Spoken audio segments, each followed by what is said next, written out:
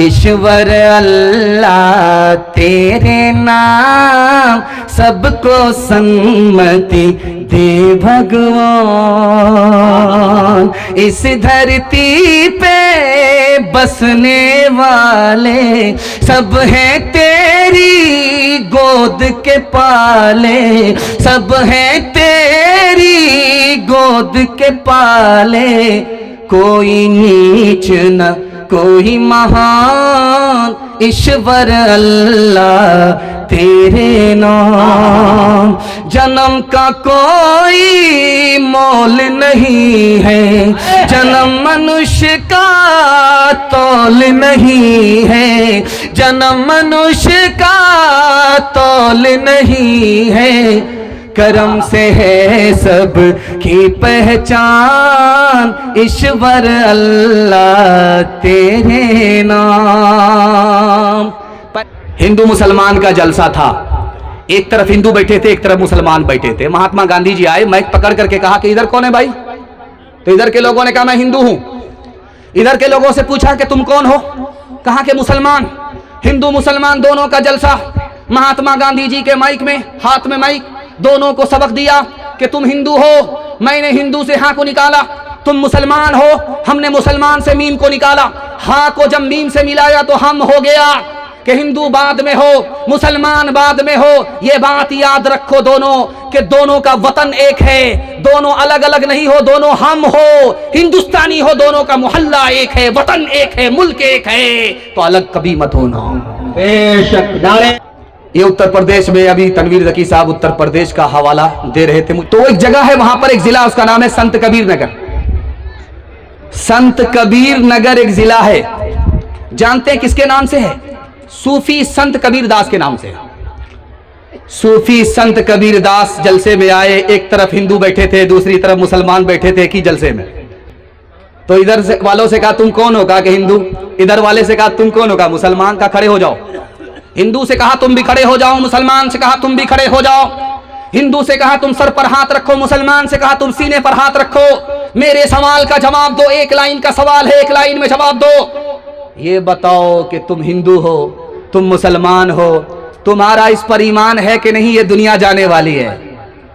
तो जो हिंदू सर पर हाथ रख करके खड़ा था वो बोला कि हाँ दुनिया जाने वाली है। मुसलमान से कहा कि बताओ तुम्हारा किस पर ईमान है कि दुनिया जाने वाली है? उसने कुरान की आयत को पढ़ करके सुनाया, कुल्लु मन अलैहा फान, ये दुनिया जाने वाली है।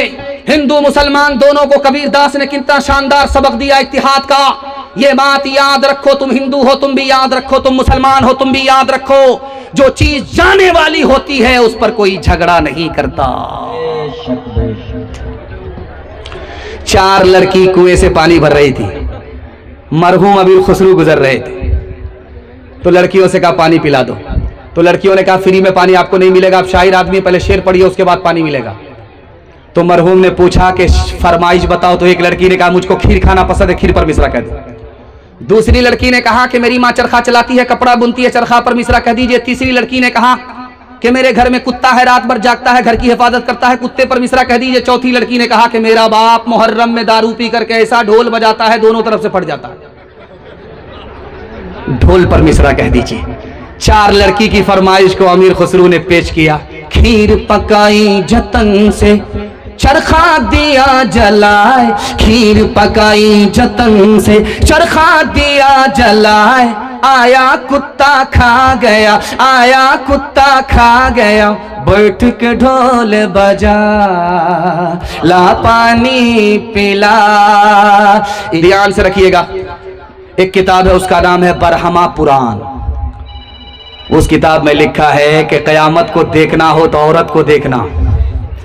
अगर सड़क चलते हुए कोई औरत बाल खोलती है, अगर कोई औरत बाल खोलती है, बाल समेटती है, किसी आवारा के देखने की कोई परवाह नहीं करती है, तो समझ जाओ कयामत आने वाली नहीं है, कयामत आ चुकी है।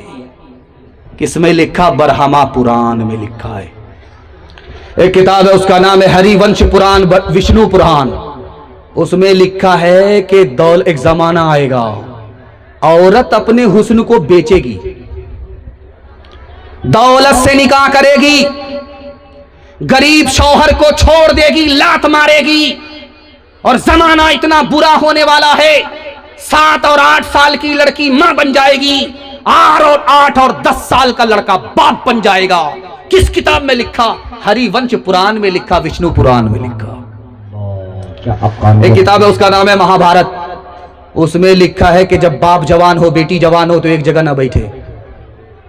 बाप भी जवान, बेटी भी जवान, तीसरा कोई नहीं, तीसरा शैतान। जब भी बाप जवान हो, बेटी जवान हो, तो जवान बेटी के पास तन्हाई में ना बैठे। आपने अखबार में सुना है, महाभारत में कब लिखा है? लिखा कि अगर जवान बेटी के साथ जवान बाप बैठेगा तो उसकी आबरू का लुटेरा कोई और नहीं, उसका बाप ही होगा। आगे देखिए, किताब उसका नाम है ऋग्वेद। उसमें क्या लिखा है? उसमें लिखा कि ब्रह्मा ने औरत को औरत बनाया, तो इसका मतलब है वो सर उठा करके ना चले, सर झुका करके चले। ब्रह्मा ने उसको औरत बनाया है तो वो पांव फैला करके ना बैठे, पांव समेट करके बैठे। ब्रह्मा ने उसको औरत बनाया है तो बारीक कपड़ा ना पहने, मोटा कपड़ा पहने, ताकि चले तो उसके जिस्म का अंदर का हिस्सा बाहर नजर ना आए। किस किताब में लिखा? ऋग्वेद में लिखा। अब आइए, यहां पर एक माला मैंने देखा था, माशाल्लाह माल तो है, माला चला गया है। अच्छा है उधर, अच्छा मेरी अभी जाने की बारी नहीं है, जिसकी बारी होगी उसी के गले में जाएगा वो। तो 14 साल का वनवास काट करके जब राम जी आए, सीता जी आई, तो जलसा हुआ। जलसे में फूल माला लेकर के तनवीर जकी जैसे लोग बैठ गए, लक्ष्मण जी एक तरफ बैठ गए। अब कहा गया माला इधर बढ़ाइए, तो जलसा के लोगों ने कहा, लक्ष्मण जी के हाथ में माला दे करके कहा ये माला लो, और तुम्हारी जो भाभी सीता जी पर्दे के पीछे बैठी हुई है उसके गले में जाकर के माला पहना करके आओ। जंगल में 14 साल रही, आबरू को बचाया, ईमान को बचाया, आबरू का सौदा नहीं किया। ऐसी औरत के गले में जाकर के माला पहनाओ, सम्मान करो। जब लक्ष्मण जी माला लेकर के निकले तो रास्ते में खड़े हो गए, आगे बढ़ ही नहीं रहे। तो नाजिम ने कहा, अरे क्या हुआ? माला हाथ में, भाभी के गले में डालो। कहा कि मेरी भाभी 4 औरत के साथ बैठी है, मुझे पता ही नहीं कि भाभी कौन है, किसके गले में मैं माला डालूं। अरे 14 साल वनवास में रहे भाभी, और तुम उसके देवर, तुमको ये पता नहीं कि भाभी कौन है? तो उन्होंने कहा, अरे भाभी का हाल तो सुनो पहले। वो पर्दे के अंदर रहती थी, पर्दे से बाहर नहीं निकलती थी। जब वो निकलती थी तो घूंघट डाल देती थी। मैंने उसके पैर को चलते हुए देखा है, चेहरा नहीं देखा, इसलिए मैं पहचानता ही नहीं कि मेरी भाभी कौन है। जिस्म पे लिबास की कमी अजीब लगती है, मुझे अमीर बाप की बेटी गरीब लगती है,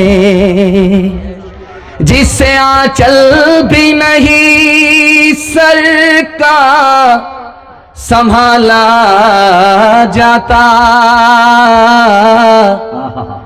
उससे क्या खाक तेरे घर की हिफाजत होगी। कहाँ गई वो सीता मैया और कहाँ है अब मरियम, भारतवर्ष में जिनके चरित्र पे गर्व किया करते थे हम, जो अपनी इतिहास भुला दे, आग लगे उस फैशन में, आग लगे उस फैशन में। हिंदुस्तान का चेहरा देखो सच्चाई के दर्पण में, हिंदुस्तान का चेहरा देखो सच्चाई के दर्पण में। अमन की देवी तड़प रही है गांधी जी के आंगन में, गांधी जी के आंगन में। पैगाम खत्म हो गया। आखिरी पैगाम मियाँ बीवी के हवाले से आपकी खिदमत पर रखता हूँ। ज़हमत तमाम हाथ उठा दीजिए। अपनी बीवी पर सितम नहीं करेंगे, करम करेंगे। हाथ उठा दीजिए इंशाअल्लाह। अपनी बीवी को सर पर बिठाएंगे, हाथ उठा दीजिए इंशाअल्लाह। खैर, यहां तक उठा करके रखा है और समझ रहा था कोई देख नहीं रहा है।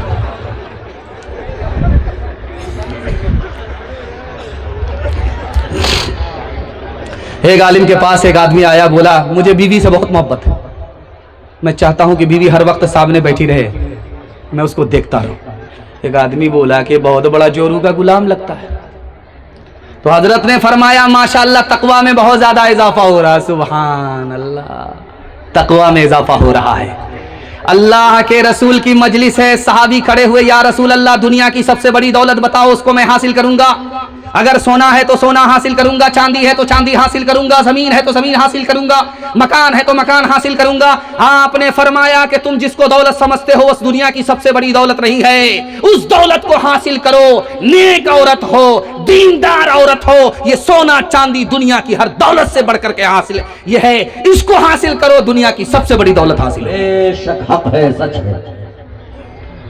लुकमान हकीम से पूछा कि आप तो हकीम हैं, जड़ी बूटी आपको बताती है कि कौन सी दवाई में किसका इलाज है, ये बताओ कि कोई ऐसी दवा है जिसका फायदा ही होता है, नुकसान नहीं होता। तो उन्होंने कहा कि मैं लुकमान हकीम हूं, 4000 नबी को मैंने अपनी आंख से देखा है, मेरी उम्र का अंदाजा लगा लो मैं कितना पुराना आदमी हूं। जड़ी बूटी खुद मुझसे शहादत देती है कि मैं फला बीमारी का इलाज हूं। मैंने पूरी जिंदगी में 2 दवाई का तजर्बा किया है, उसका साइड इफेक्ट नहीं है, उसका फायदा ही फायदा है, नुकसान नहीं है। मोहब्बत और इज्जत 2 ऐसी दवाई है, इसका फायदा ही होता, नुकसान नहीं होता। इतने बड़े मजमे में मैं हाथ जोड़ करके एक दवाई के लिए मैं आपसे कह रहा हूं, उसका इस्तेमाल कीजिए। आप, आपकी बीवी अगर आप नाफरमान है, आप उससे परेशान है, तो उसके लिए आप 2 दवाई का इस्तेमाल कीजिए। उससे मोहब्बत कीजिए, उसकी इज्जत कीजिए, पत्थर भी मोम हो जाएगा, पत्थर भी मोम हो जाएगा। ये बिशनपुर में एक आदमी जलसा सुनने के लिए आया, तो हजरत ने माइक पकड़ करके बोला कि देखो ये पैसा जेब से निकालना आसान काम नहीं है। जो लोग खैरात करते हैं पैसा, 70 शैतान रास्ता रोकता है। अगर ये 200 रुपए आया है तो 70 शैतान को शिकस्त दिया है, तब ये 200 रुपए आया है। तो बिशनपुर का एक आदमी सुन रहा था, बोला अच्छा शैतान रास्ता रोकता, आज मैं शैतान को पछाड़ करके आऊंगा, 10,000 रुपया इस मदरसे को खैरात करूंगा, देखता हूं कौन शैतान मेरा रास्ता रोकता है। जैसे ही घर में पहुंचा, संदूक खोल करके जो पैसा निकाल रहा था 10,000 की गट्टी, बीवी आ गई। कहा क्या कर रहे हो? का मसला मालूम किया है, मौलवी साहब ने बताया है, खैरात करोगे इतना पाओगे। कहा तुम मौलवी के चक्कर में पड़े हो, तुम्हारा भी इलाज करेंगे, तुम्हारे मौलवी का भी इलाज करेंगे। जो पैसा जहां रखा हुआ है वहीं रखो। वहां से जो वापिस आया तो सामने बैठ गया, मुंह लटका करके, सर झुका करके बैठा हुआ है। हजरत ने पूछा अरे सर उठा करके गए थे क्या, शैतान को पछाड़ करके आएंगे? वहां से आए तो सर झुका करके बैठ गए, तो क्या कहता है हजरत, मैंने शैतान को तो पछाड़ दिया, शैतान की खाला से हार गया। कौन किसका हबीब होता है, कौन किसका रकीब होता है। यूं ही बन जाते हैं वहाँ रिश्ते, यूं ही बन जाते हैं वहाँ रिश्ते, जहाँ जिसका नसीब होता है, जहाँ जिसका। मेरे हिस्से का जलसा मुकम्मल होने के लिए जा रहा है। मैं चाहता हूं कि दुनिया ही में आपको जन्नत का टिकट मिल जाए। 3 वादा आप दीजिए हमसे, जिंदगी भर के लिए जलसा कामयाब है। हजरत आ चुके हैं, हजरत आ चुके हैं, देख रहे सर गाड़ करके बैठे, वरना मेरा ही नंबर आ जाएगा। वो अंदर झुक करके अगर बद्दुआ कर दिए, मेरा निकलना भी मुश्किल हो जाएगा। इसलिए देख लीजिए, वो हमारे पीर साहब हैं, उनका लिहाज करना पड़ेगा। देखिए मिनहाज कह रहे हैं कि वो काली गोरी का किस्सा सुना दीजिए, लेकिन लंबा हो जाएगा, एक तो वक्त अच्छा हारून रशीद के दरबार में 2 लड़की है, कहा कि हमको नौकरी चाहिए। कहा कि नौकरी? तो बादशाह ने सोचा बेवकूफ बना देते। कहा कि सीट एक ही है और उम्मीदवार 2 हैं, किसी को देंगे किसी को नहीं देंगे, किसी का दिल रहेगा किसी का दिल टूटेगा, किसी को नहीं मिलेगा। तो लड़की उससे ज्यादा चालाक थी। क्या इसमें परेशान क्यों होते हैं, इम्तिहान करा लीजिए, जो पास करे उसको दे दीजिए, जो फेल करे उसको बर्खास्त कर दीजिए। वो मंतिक से निकालना चाहते थे, इसने फलसफे से फंसा लिया। तो बादशाह ने सोचा कि इस काली और गोरी का झगड़ा करा देते हैं और हम लोग झगड़े और रगड़े को देखते हैं। उसने कहा कि काली से कहा कि तुमको साबित करना होगा तुम गोरी से अच्छी हो, तुमको नौकरी मिलेगी। गोरी से कहा कि तुमको साबित करना होगा कि तुम काली से अच्छी हो, तुमको नौकरी मिलेगी। तो झट से गोरी ने कहा मोती सफेद है, कीमत है उसकी लाखों, और कोयला है काला, पैसों में ढेर पाले। अल्लाह के नेक बंदों का मुंह सफेद होगा, और जो दोज़खी होंगे मुंह के होंगे काले। तो काली खड़ी हो गई, क्या हुजूर एक तरफ से अगर आप सुनेंगे, एक तरफ से सुन करके फैसला करेंगे तो फैसला इंसाफ पर नहीं होगा, इंसाफ का खून होगा। मेरी तरफ से भी सफाई सुन लीजिए, वो सूरत वाली है, मैं सीरत वाली हूं। उससे आंख ठंडी होती है और मुझसे दिल खुश होता है। उसने कहा है मुश्क नाफकाली, कीमत में बेशगाली, रूई सफेद है, पैसों में ढेर पाली, आंखों की पुतली काली है, नूर का वो चश्मा, और आंख की सफेदी है नूर से वो खाली। अब गोरी ने सोचा मैं खामोश रहूंगी मुकदमा हार जाऊंगी। उसने झट से कहा रुखे मुस्तफा है रोशन, दांतों में है उजाला, और झट से काली ने कहा और जुल्फ उनकी काली, कमली का रंग काला। बादशाह कह रहा क्या चल रहा है? कहा हुजूर पहले तो झगड़ा चल रहा था, अब यहां से रगड़ा चल रहा है। तो झट से गोरी ने कहा कागज सफेद हैं कुरान पाक वाले। तो गोरी ने काली के सवाल पर गोरी ने जवाब दिया और उन पे जो लिखे हैं कुरान के हर्फ काले। तो गोरी कहां सांस लेने वाली थी, उसने अगला मिसरा कहा मीलाद का जो दिन है रोशन वो बिल यकीन है। तो झट से लोहार की चोट मारी काली ने। उसने कहा मेराज की जो शब है काली है या नहीं है। नारे तकबीर, हजरत मुफ्ती सादुल नजीम साहब। बादशाह वजीर से करा क्या हो रहा है? कहा हुजूर पहले तो झगड़ा रगड़ा चल रहा था, अब यहां से मुशायरा चल रहा है। बखेड़ा तो आप ही ने खड़ा किया, अब थोड़ा सा सब्र कर लीजिए, देखिए ऊंट किस करवट पे बैठता है।